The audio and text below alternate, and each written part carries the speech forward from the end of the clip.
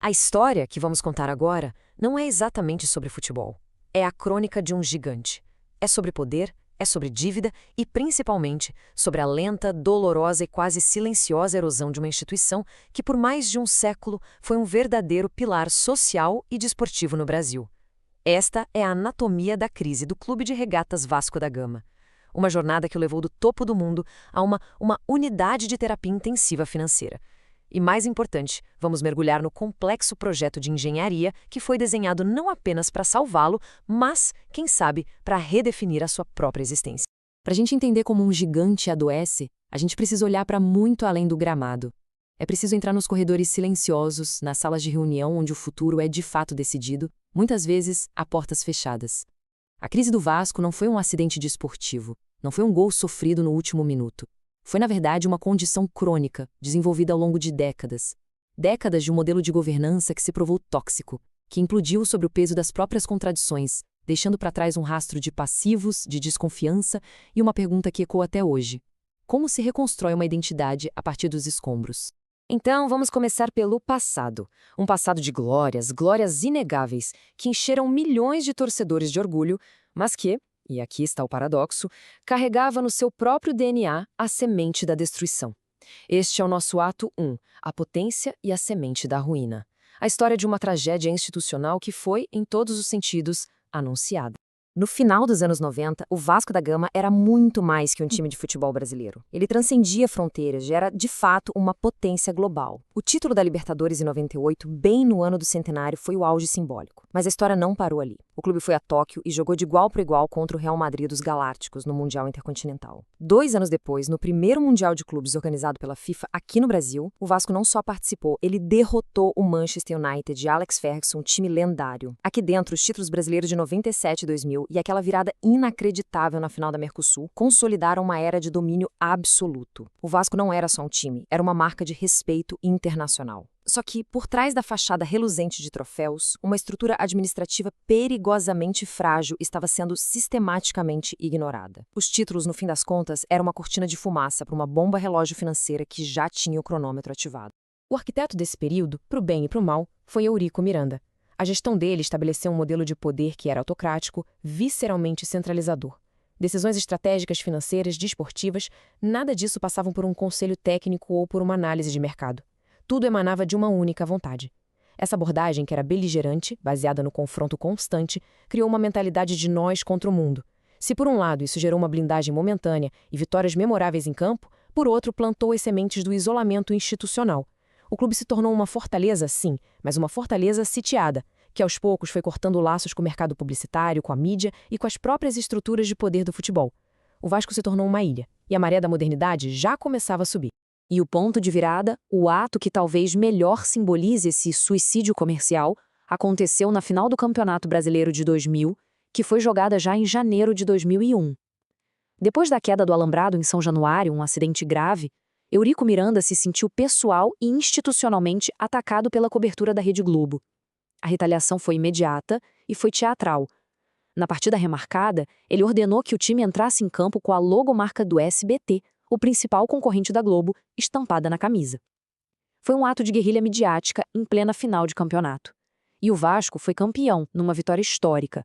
Mas o preço daquela provocação foi altíssimo e foi pago ao longo de 2 décadas. O mercado publicitário e a própria Globo reagiram com um boicote progressivo, silencioso. Patrocinadores começaram a se afastar, com medo da instabilidade, da insegurança jurídica, de se associar a uma gestão tão imprevisível e conflituosa. O que parecia um ato de coragem para a torcida, na prática foi o fechamento da principal fonte de receitas do clube. O Vasco declarou guerra ao sistema e começou a pagar com juros por essa decisão. A partir daquele momento, as consequências se tornaram uma cascata inevitável. O asfixiamento financeiro levou ao enfraquecimento técnico. O enfraquecimento técnico levou à humilhação em campo. E é aqui que a gente entra nas décadas perdidas. Um período em que os rebaixamentos deixaram de ser acidentes de percurso para se tornarem o sintoma crônico, anunciado, de uma doença administrativa muito profunda. Olhem bem para este quadro. Ele resume a tragédia institucional. 4 rebaixamentos em 12 anos, sob 4 presidentes diferentes, o que só expõe a profundidade do problema. O primeiro, em 2008, foi simbólico. Ele encerrou a longa e controversa era Eurico.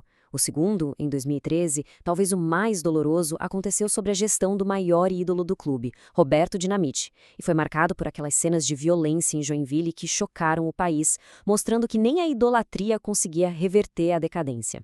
O terceiro, em 2015, foi logo no retorno de Eurico, que prometia que o respeito voltou, mas só provou que aquele modelo estava irremediavelmente esgotado.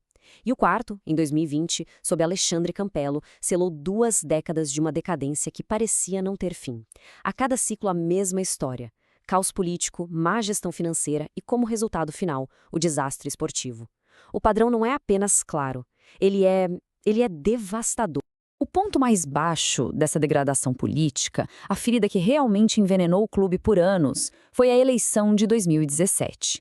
Uma urna específica, a urna 7, apresentou uma votação tão desproporcional a favor do então presidente Eurico Miranda que levantou suspeitas imediatas de fraude. A questão, clara, foi parar na justiça, que interveio e anulou os votos daquela urna.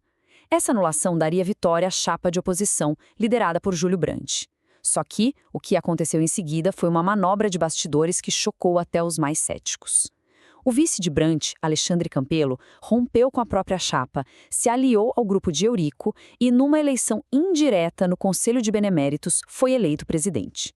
Foi, na prática, um golpe na vontade do sócio nas urnas, que gerou uma crise de legitimidade sem precedentes e paralisou o ambiente político do clube pelos anos seguintes. O resultado, previsivelmente, foi mais um rebaixamento. E aqui está o grande e comovente paradoxo do Vasco. Enquanto a instituição era sistematicamente corroída por dentro por suas lideranças, o seu maior e mais valioso ativo, a torcida, demonstrava uma resiliência histórica. A construção de São Januário, em 1927, financiada pelos próprios torcedores como uma resposta direta ao racismo da elite do futebol carioca, é a certidão de nascimento dessa identidade única. E quase um século depois, em 2019, essa mesma força se manifestou de forma moderna, quando a torcida financiou, via crowdfunding, a construção de um moderno centro de treinamento. Em 2020, promoveu uma associação em massa que fez o clube ter, por um momento, o maior quadro de sócios das Américas. A torcida sempre foi o pilar que impediu o desabamento total da estrutura. O esgotamento do modelo associativo, marcado por disputas políticas predatórias e uma incapacidade crônica de gerar receita, levou o clube a uma encruzilhada final. Já não havia mais créditos no mercado, não havia mais ativos para vender. A única saída que parecia viável era a mais drástica de todas: a venda do próprio futebol. E com isso entramos no ato 2, o presente. Um estado de UTI financeira e um perigoso limbo jurídico. Com uma dívida que já passava dos 700 milhões de reais e sem nenhum acesso a crédito, a transformação em sociedade anônima do futebol, a SAF, foi apresentada como a única tábua de salvação. Em 2022, o clube vendeu 70% do seu departamento de futebol para um fundo de investimentos americano, a 777 Partners. A promessa era grandiosa, 1,7 bilhão de reais entre aportes diretos e assunção de dívidas. Para uma torcida exausta, parecia o fim do sofrimento. Só que o processo foi marcado pela pressa e pela opacidade.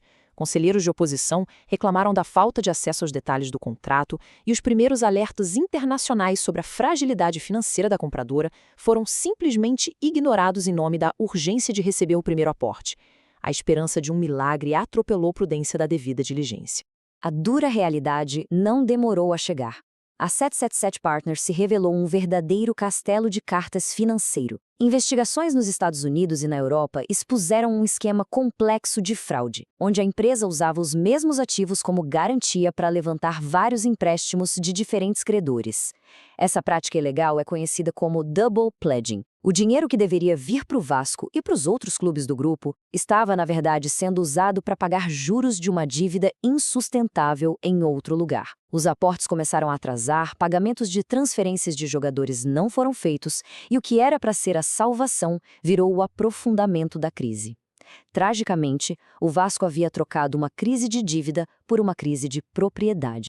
Diante do colapso iminente e público da 777 Partners em escala global, o clube associativo que ainda detinha 30% da SAF foi à justiça para tentar uma medida desesperada. O resultado é a situação atual, uma UTI financeira, um estado de animação suspensa e um caos jurídico sem precedentes no futebol brasileiro. Em maio de 2024, a diretoria do clube associativo, agora presidida pelo ídolo Pedrinho, conseguiu uma liminar na justiça e retomou o controle da gestão do futebol, afastando os executivos indicados pela 777. Isso criou uma situação bizarra e perigosíssima. O clube associativo hoje administra a SAF, mas não é o dono majoritário. É como gerenciar uma empresa da qual você não é o acionista principal. Os 70% das ações ainda pertencem legalmente à 777 Partners, que está em processo de colapso nos Estados Unidos. É um limbo jurídico que afasta qualquer investidor sério e coloca o futuro da operação em risco diário. Afinal, quem em sã consciência compraria um ativo que está no meio de uma complexa batalha judicial internacional? E no meio desse caos jurídico e administrativo, a dívida real foi recalculada, consolidada. E o número atual, somando os passivos históricos do clube com as novas dívidas contraídas pela SAF, se aproxima de 1,4 bilhão de reais. É uma cifra astronômica, que representa várias vezes a receita anual do clube. É um número que demonstra o tamanho do buraco e a impossibilidade matemática de resolvê-lo sem medidas extremas e uma reestruturação completa, supervisionada pela Justiça. Sem os aportes prometidos pela 777, o clube entrou no que a gestão atual chama corretamente de economia de guerra. Isso significa que a prioridade absoluta não é competir, é sobreviver. As vendas de jovens talentos formados em casa como Gabriel Peck e Marlon Gomes, que somaram mais de 100 milhões de reais, não foram usadas para fortalecer o time. Esse dinheiro foi imediatamente consumido para pagar salários atrasados, dívidas urgentes e, literalmente, manter as luzes de São Januário acesas. E para piorar, o clube precisou pegar empréstimos de emergência a juros altos, como um de 80 milhões com a Crefisa, dando como garantia parte das próprias ações da SAF, que ainda nem controla. É o ciclo vicioso da insolvência, vender o futuro para pagar as contas do presente. Mas, em meio a toda essa tempestade, e talvez por causa dela, pela primeira vez em muito tempo, existe um plano. Um plano complexo, difícil, cheio de obstáculos, mas estruturado. E agora, a gente entra no ato 3, o futuro, apresentado não como uma promessa vazia, mas como um projeto de engenharia para a reconstrução. A salvação do Vasco, se vier, não virá de um salvador da pátria, de um presidente messiânico ou de uma solução mágica. Ela depende da execução fria, paciente e sincronizada de uma estratégia com múltiplas frentes que dependem uma da outra. É um caminho técnico, não emocional. É sobre processos, não sobre pessoas. É a troca da paixão pela gestão. Os 3 pilares da reconstrução são interdependentes. Pense neles como as pernas de um tripé. Se uma falhar, tudo desmorona. Primeiro, encontrar um novo dono para os 70% da SAF. Um comprador com capital real, comprovado e, crucialmente, com um modelo de governança corporativa transparente. O exato oposto da 777. O nome mais forte no momento é o da Blue Star, ligada à família dona da Crefisa. Segundo, a reestruturação financeira via recuperação judicial. É a única ferramenta legal capaz de colocar todos os credores numa fila organizada e forçar uma renegociação que torne a dívida de 1,4 bilhão pagável ao longo de muitos anos. E terceiro, a geração de receita sustentável, previsível, através da modernização de São Januário. Um pilar simplesmente não funciona sem os outros dois. E o projeto do novo São Januário é talvez o pilar mais crucial para a saúde do clube no longo prazo. O financiamento da obra, estimado em mais de 500 milhões de reais, não virá de dívidas, mas da venda do potencial construtivo do terreno. Em termos simples, é um mecanismo urbanístico, já aprovado pela Prefeitura do Rio, onde o clube vende para o mercado imobiliário o direito de construir em outras áreas da cidade. Esse dinheiro é carimbado, ou seja, legalmente só pode ser usado na obra do estádio. Um estádio moderno, para quase 50 mil pessoas, pode triplicar as receitas de bilheteria, de camarote e de consumo em dias de jogos, criando uma fonte de renda recorrente que finalmente diminuiria a dependência crônica e destrutiva de vender jogadores para fechar as contas do mês. O novo estádio é a chave para a autossustentabilidade. Diante de tudo isso, da queda vertiginosa à elaboração de um plano de engenharia tão complexo, qual é o veredito possível hoje? A esperança, desta vez, não é baseada em fé cega ou em promessas de campanha. Ela está ancorada em um plano concreto e, acima de tudo, plausível. Vamos ser muito claros. O Vasco da Gama ainda não está salvo. A situação permanece crítica e cada dia é uma batalha pela sobrevivência. Mas, pela primeira vez em mais de 20 anos, não se fala em soluções paliativas ou em vitórias isoladas, mas sim uma reestruturação completa da fundação institucional. A combinação de um novo investidor capitalizado, a organização da dívida pela recuperação judicial e a criação de uma nova e poderosa fonte de receita com o estádio formam um único caminho viável para sair da UTI. É um caminho que vai exigir paciência da torcida, uma estabilidade política inédita e, acima de tudo, execução competente e profissional. O protagonismo não vai voltar da noite para o dia. A reconstrução levará anos. Mas o importante é que, pela primeira vez, o caminho existe. E isso nos deixa com uma última e talvez a mais importante reflexão. A chegada de um novo dono com capital comprovado e um plano debaixo do braço é realmente suficiente para encerrar décadas de instabilidade e risco institucional?